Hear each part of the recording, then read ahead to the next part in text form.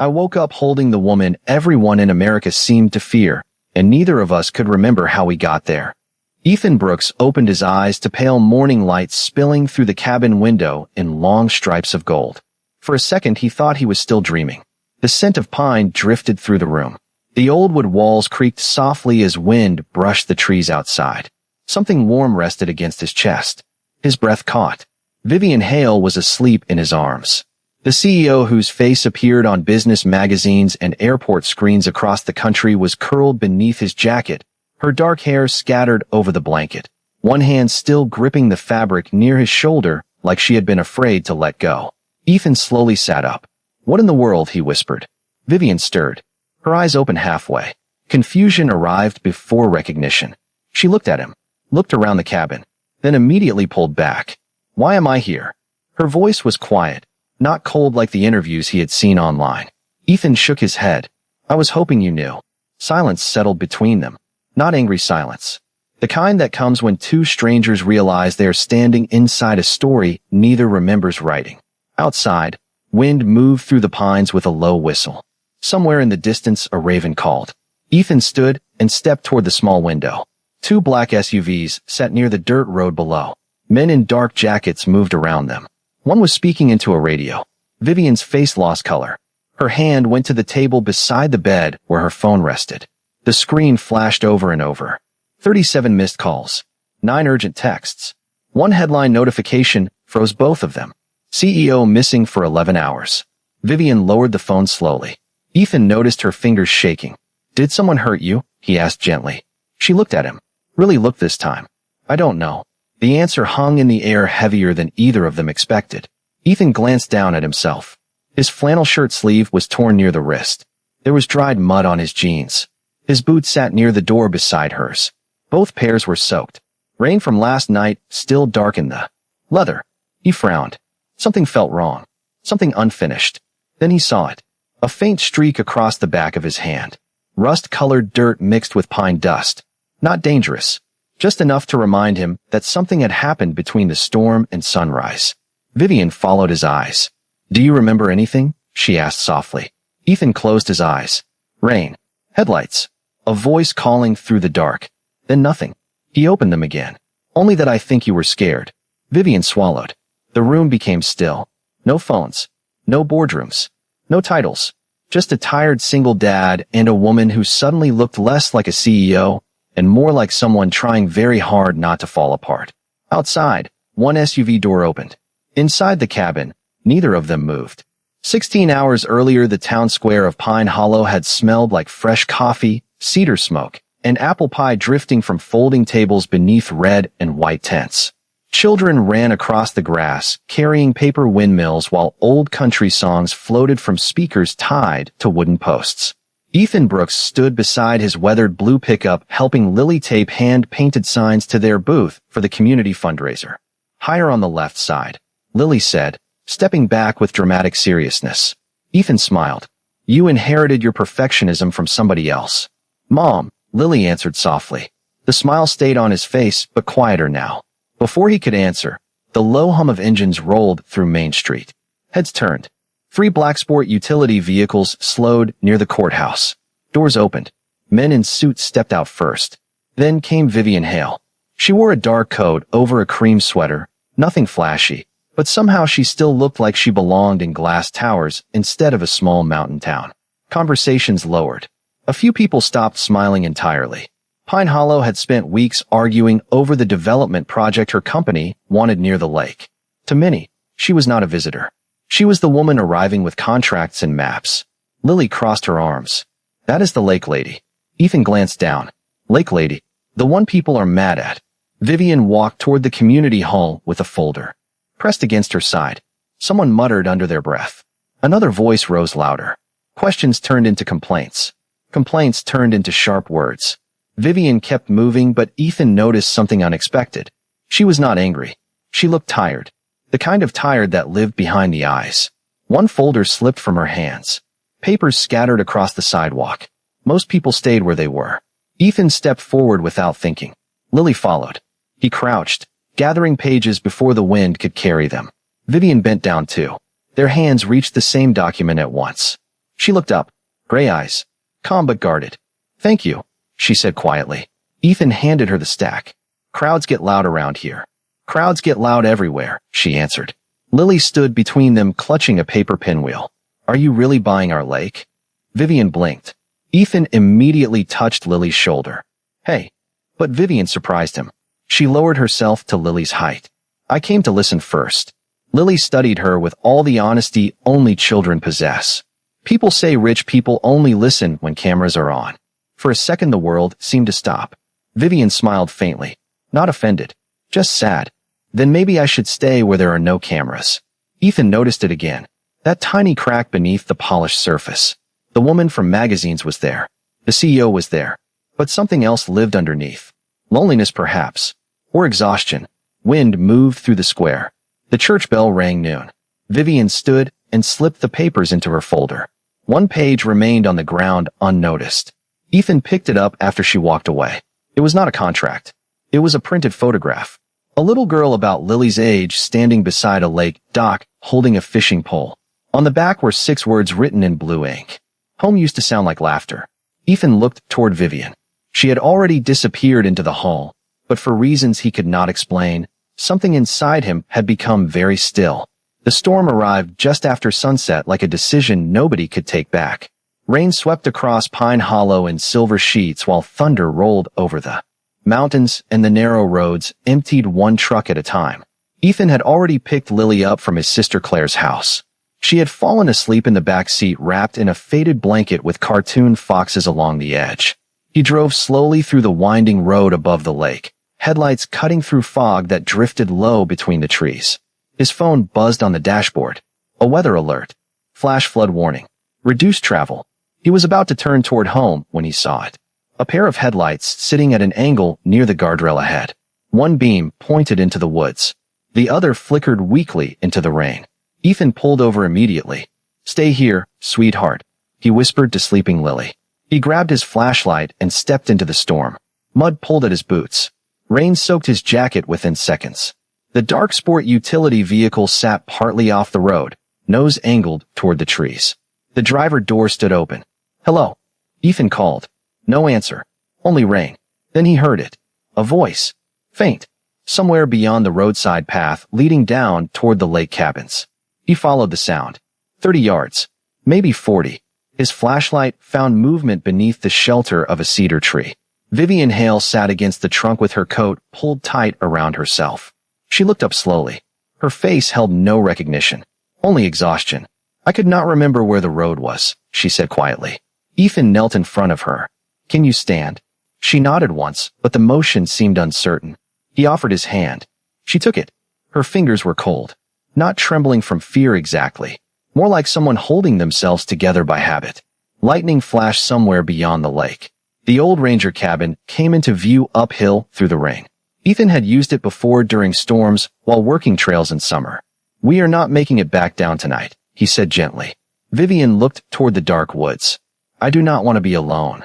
The words came out so softly he almost missed them. Ethan said nothing. He simply helped her up.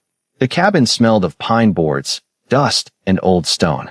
Ethan found dry blankets in a chest near the fireplace and lit a lantern. Warm, amber light filled the room. Vivian sat quietly at the table while rain tapped against the windows. He made hot cocoa from supplies left in the cabinet. She stared at the mug when he placed it in front of her. Nobody has made this for me in years, she whispered. Ethan looked toward the storm outside. Everybody deserves something warm on a bad night. Vivian lowered her eyes. The lantern flickered. Wind brushed the roof. Somewhere between thunder and silence, she asked the question that changed everything. Mr. Brooks, if someone forgot how to feel safe, could they ever learn again? Ethan did not answer immediately. He thought about Lily, about loss, about empty chairs at dinner tables. Then quietly he said, I think people remember safety when somebody stays. Vivian looked at him across the small wooden room. Outside the storm kept moving. Inside something much quieter had just begun. Morning arrived quietly, but the world outside the cabin had already become loud. Ethan stood near the window watching men in dark jackets move around the parked sport utility vehicles below. Radios crackled. Car doors opened and closed. Rainwater still dripped from pine branches while mist floated over the lake like smoke. Behind him, Vivian remained seated at the table with both hands around the empty cocoa mug. She looked smaller somehow. Not physically, just less protected. One phone call changed everything. Her assistant, Daniel Mercer, arrived first. Mid-40s. Perfect suit despite the mountain mud. He stepped into the cabin and froze the moment he saw Ethan standing nearby. His eyes moved from Ethan to Vivian and back again. "Miss Hale," he said carefully. "The board is already asking questions." Vivian said nothing. Daniel lowered his voice. "Someone photographed your vehicle here." Ethan looked up. "Photographed?" Daniel hesitated. "A hiker posted it an hour ago." Vivian finally reached for her phone again. The image filled the screen. Her company vehicle. The Ranger cabin. Headline guesses already spreading beneath it. "Missing executive found in mountain shelter." "Mystery man seen at scene." Ethan felt the air change. Not in the room. In her. Vivian stared at the comments silently. Some worried. Some cruel. Some curious in the way strangers become when they smell a story. Ethan stepped toward the door. "I should go." Vivian looked up immediately. "Why?" "Because this gets easier for you if I disappear." Daniel did not disagree. That silence said enough. Ethan nodded once and reached for his jacket. "Mr. Brooks." Vivian stood. "Do not do that." He paused. "Do what?" Her eyes moved toward the window. "Leave before I understand what happened." For a moment nobody spoke. Wind brushed the cabin roof. Somewhere outside a crow called across the trees. Daniel checked his watch. "The press already knows your location. We need to move now." Ethan frowned. "Press?" Daniel looked uncomfortable. Someone leaked the rescue timeline. Vivian closed her eyes briefly. Ethan thought of Lily at home. School started in less than 2 hours. Pine Hollow was small. News moved faster than weather. He imagined whispers in grocery lines. Parents talking near pickup lanes. Children repeating words they did not understand. The thought settled heavy inside him. Vivian noticed. "You have a daughter." It was not a question. Ethan nodded. 8 years old. Her expression softened. "Then we protect her first." Daniel looked surprised. Ethan looked more surprised than anyone. Vivian walked toward the fireplace where his old flannel shirt still hung, drying beside hers. She touched the torn sleeve lightly. "You helped me before you knew who I was." Her voice dropped lower. "I would like to remember why." Ethan held her gaze. The room grew still again. No headlines. No titles. Just quiet. Then Lily's drawing slipped from Ethan's jacket pocket onto the floor. Crayons. Blue lake. Small cabin. 3 stick figures holding hands beneath pine trees. Vivian bent down slowly and picked it up. At the top, written in uneven letters, were 6 simple words. "Everybody looks happier near water." Vivian stared at the page longer than she meant to. When she finally looked up, her eyes were no longer guarded.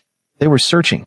By the time Ethan reached Pine Hollow Elementary, the morning sun had broken through the clouds, turning puddles into patches of silver across the parking lot. Children hurried past with backpacks bouncing against their shoulders. Parents stood near pickup lanes holding coffee cups and quiet conversations. Ethan spotted Lily sitting alone on the front steps. Her sketchbook rested in her lap, unopened. She usually waved the moment she saw him. Today she did not. He walked over slowly. "Hey, Peanut." Lily looked up. "Were you really on the news?" The question landed softly, but it still hurt. Ethan sat beside her. "I helped somebody during the storm. They said you stayed all night with a rich lady in the mountains." He exhaled slowly. Children heard everything. Sometimes adults tell stories before they know facts. Lily traced circles on the edge of her sketchbook. "Did you save her?" Ethan nodded. "Yes." "Then why are people acting like that is bad?" He had no answer good enough for an 8-year-old. Across town the story was already moving faster than truth. The diner television played the image of the cabin again. Online articles multiplied. Mystery rescue. Missing executive. Unknown man. Nobody used Ethan's name yet, but Pine Hollow had already filled in the blanks. At Hale Dynamics headquarters 200 miles away, Vivian sat in a glass conference room that felt colder than the mountain cabin ever had. Board members spoke in careful voices. Risk assessment. Media strategy. Brand protection. The words drifted around her like rain hitting windows. One executive slid a tablet across the table. Public sentiment is unstable. Vivian looked down. A photograph filled the screen. Ethan standing beside his truck outside the school. Head lowered. Lily at his side holding her sketchbook against her chest. Vivian straightened immediately. Who took this? Nobody answered. Another board member adjusted his glasses. The man could become a liability if emotional narratives start forming. Vivian's eyes hardened. He is a father. Silence. The room shifted. He gave me shelter in a storm, she continued quietly. That is not liability. That is character. Across the lake road, Ethan returned to the ranger cabin alone that afternoon. Something still bothered him. Missing hours. Fragments. He moved slowly through the room, the blanket, the lantern, 2 empty cocoa mugs. Then he noticed the shelf near the fireplace. An old music box sat there slightly open. He turned the handle. A soft melody drifted into the cabin. Simple, gentle, familiar. Suddenly, a memory flickered. Vivian sitting near the window in darkness. Rain against glass. Her hand shaking. Her whisper almost lost beneath the storm. Please do not let me fall asleep alone. Ethan stopped moving. The music continued softly. He looked toward the chair by the fireplace. Another image came back. His jacket around her shoulders. The lantern light. Her eyes closed, but not sleeping. Just afraid. He sat down slowly. Outside, the pines moved in the wind. Inside, the memory grew clearer. Nothing scandalous. Nothing hidden. Only 2 people trying to make it through a difficult night. Back in the city, Vivian stood alone in her office as evening settled over the skyline. She opened Lily's drawing again. 3 figures beside water. A small cabin. Uneven letters. Everybody looks happier near water. Vivian touched the page gently. Then for the first time in years, she canceled every meeting on her calendar for the next morning. The next morning, Pine Hollow woke beneath clear skies and air that smelled of wet cedar and fresh earth after the storm. Ethan was fixing the loose hinge on his front porch when an unfamiliar engine rolled slowly up the gravel drive. He looked up expecting delivery trucks or curious neighbors. Instead, he saw a dark sedan stop beside the mailbox. Vivian stepped out alone. No security. No assistance. No cameras. Just jeans, a light sweater, and a paper bag in her hands. Lily appeared at the screen door before Ethan could say anything. The lake lady is back. Vivian smiled faintly at the nickname. I brought cinnamon rolls from Miller's Bakery. Lily narrowed her eyes with great seriousness. Bribery works better with chocolate. Ethan almost laughed. Vivian actually did. The sound surprised all 3 of them. It was soft and brief, like something that had not been used in years. They sat on the porch while morning sunlight stretched across the yard. Chickadees moved between the fence posts. Somewhere down the road, a tractor started. Vivian handed Ethan a small envelope. I found this in my coat pocket. Inside was a folded piece of paper damp around the edges from the storm. Ethan opened it slowly. His own handwriting stared back at him. If the rain gets worse, we stay until morning. Nobody leaves alone tonight. Ethan looked up. Vivian's eyes were already on him. You wrote it, she said quietly. I do not remember when. Another memory surfaced. Lantern light. Wind shaking the windows. Vivian sitting on the floor beside the fireplace because she said chairs felt too formal when people were afraid. Her voice had been different then. Smaller. Honest. Ethan rubbed his thumb across the paper. You had a panic attack. Vivian lowered her gaze immediately. I know. He blinked. You remember? She nodded. Not everything. Just pieces. Her fingers tightened around the coffee cup Lily had given her. I remember asking if people could learn safety again. Ethan remained still. Vivian continued looking toward the yard. I remember waking up after nightmares when I was little and nobody came. The wind moved gently through the grass. Lily sat cross-legged on the porch steps, drawing in silence, as if she understood the moment mattered. Vivian smiled sadly. My father built companies. My mother built warmth. When she died, the house stayed big, but it stopped feeling like home. Ethan thought of the photograph he found. The little girl by the lake. Home used to sound like laughter. Suddenly the sentence felt less like nostalgia and more like grief. Lily stood and walked over, holding a fresh page from her sketchbook. This is for you. Vivian accepted it carefully. The drawing showed 3 mugs beside a fireplace. One had marshmallows floating on top. Above them, Lily had written in uneven letters. Coco means nobody is alone. Vivian stared at the page. Her eyes shimmered, but she smiled anyway. Ethan watched quietly. No boardrooms. No headlines. Just a woman sitting on an old porch holding a child's drawing like it weighed more than every contract she had ever signed. Then Vivian looked at him and asked the question he never expected. Would you take me back to the cabin? The morning seemed to pause around them. Even the birds had gone quiet. The drive back to the ranger cabin felt different under clear skies. No storm. No sirens. No fear hidden inside Rain. Ethan kept both hands on the wheel while Pine Hollow disappeared behind them, and the lake opened beside the road in long bands of blue. Lily sat in the back seat humming softly while drawing another picture in her sketchbook. Vivian watched the water through the window, as if she were looking for something she had lost years ago. "You came here as a kid," Ethan said quietly. She turned. "How did you know?" He reached into the truck console and handed her the photograph he had found after the festival. The little girl with the fishing pole. Vivian stared at it. Her breath caught. "You kept this." "I thought it mattered." She held the photo with both hands.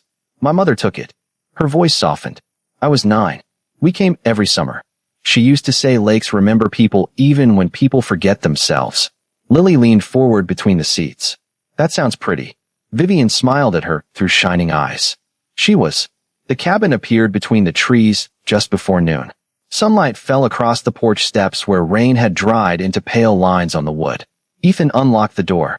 The familiar scent returned immediately. Pine boards. Dust. Stone. Something quiet. Vivian stepped inside slowly.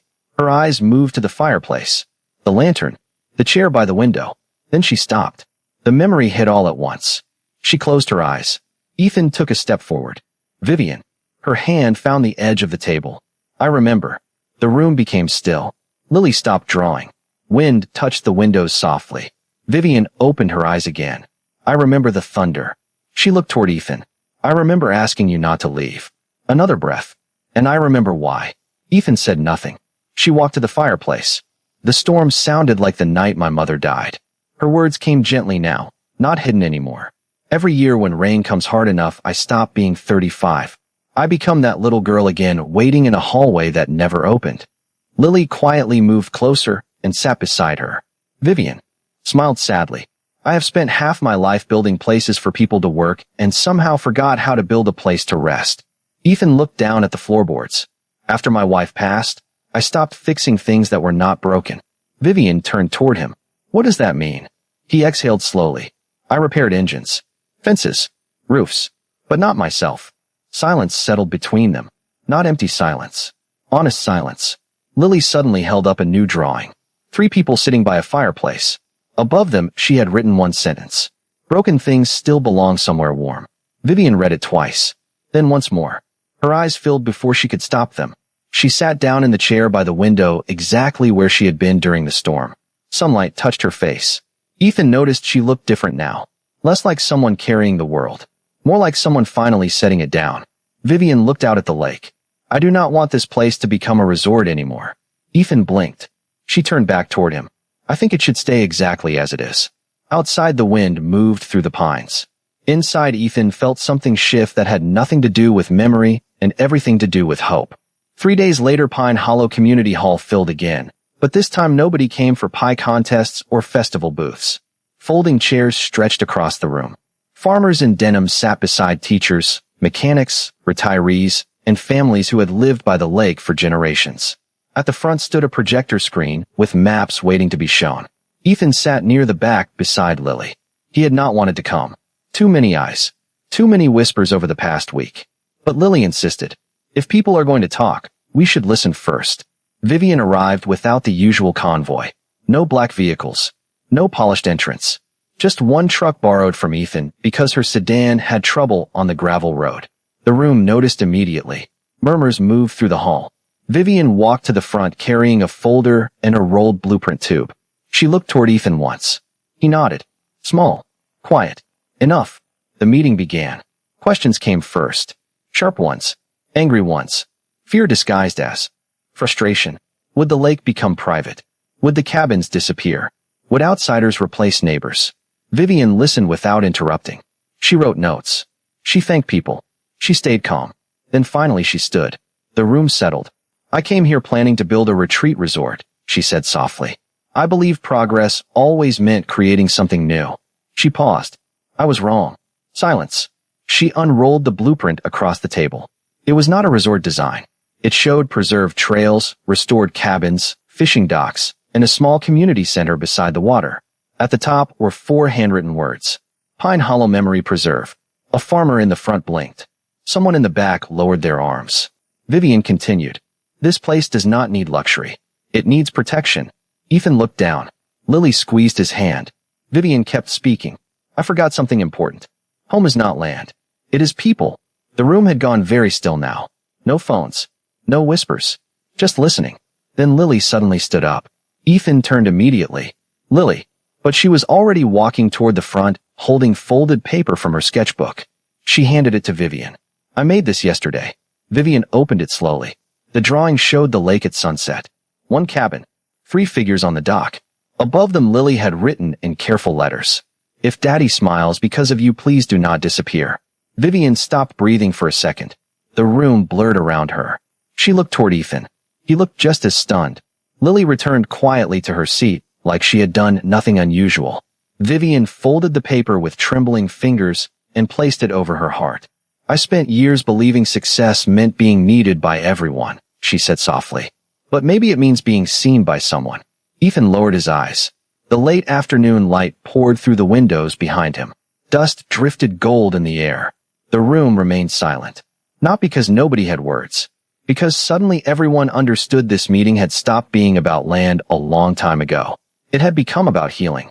And somewhere between the lake, the storm, and a child with crayons, 3 lonely lives had already started building a home.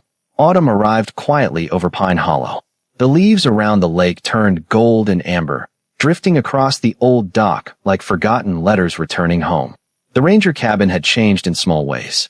Fresh paint on the porch rail, new curtains at the window, flower boxes beneath the steps, because Lily insisted every place deserved something that bloomed.